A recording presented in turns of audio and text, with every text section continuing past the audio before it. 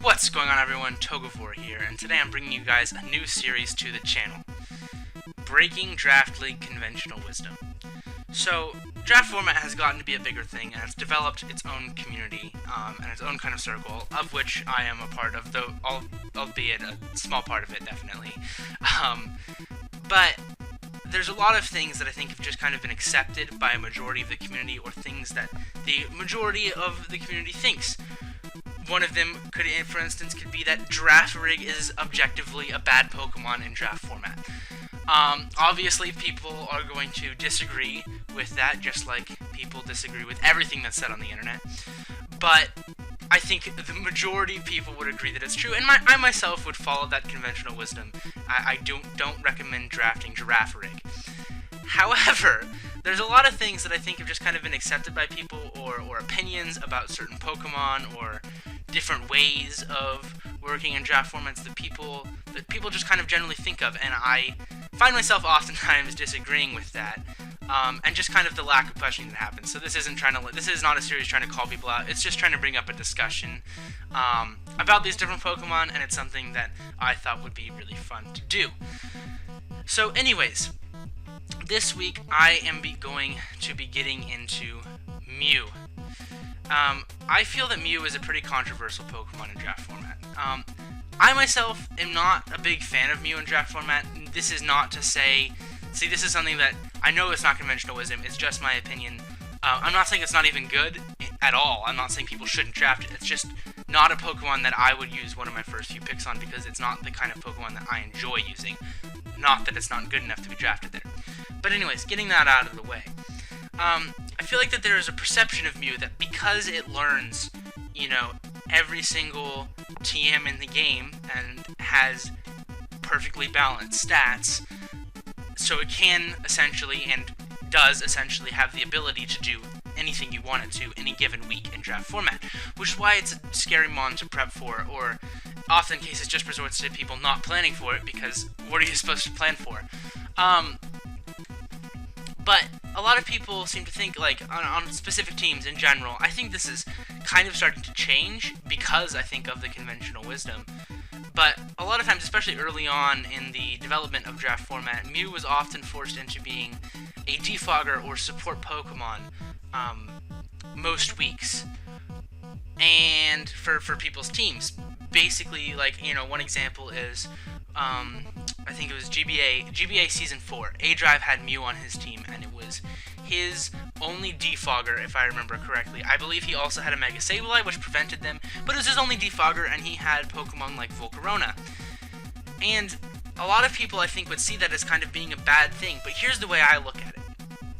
What's a Psychic type that has a great move pool, balanced offensive stats, is neutral to rocks, and is known to be one of the greatest defoggers in the game? Two of them exactly, pretty much the same. The Lotties, obviously. They have fantastic special move pools, they have fairly good physical move pools, and they run defog. And they're not the most versatile of Pokemon at all, but you still see them going first round.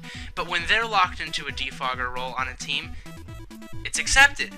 But when Mew is locked into a defog role on a team, it's kind of not a lot of the times. I don't really think that's fair to Mew. I think that's hurting Mew's feelings. But all shitty jokes aside, I do just kind of find myself thinking, like, but what's wrong with that? What's wrong with Mew as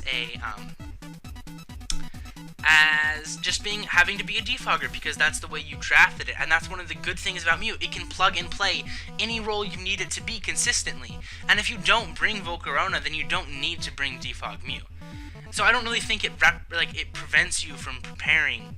It doesn't really limit your preparation that much. And even then, even if you do bring defog every week, no player, I don't think any really great player is just going to be like, oh, he brought defog the past 5 weeks, so I'm not going to prep for anything else. And in that ways, because of the different ways it can force prep, it makes it even better in certain ways than a lot of the other defoggers. And not just defoggers, a lot of times it ends up being like, one of the only stealth rockers on a team, or one of the only possible stall breakers on a team, so it becomes that role a lot.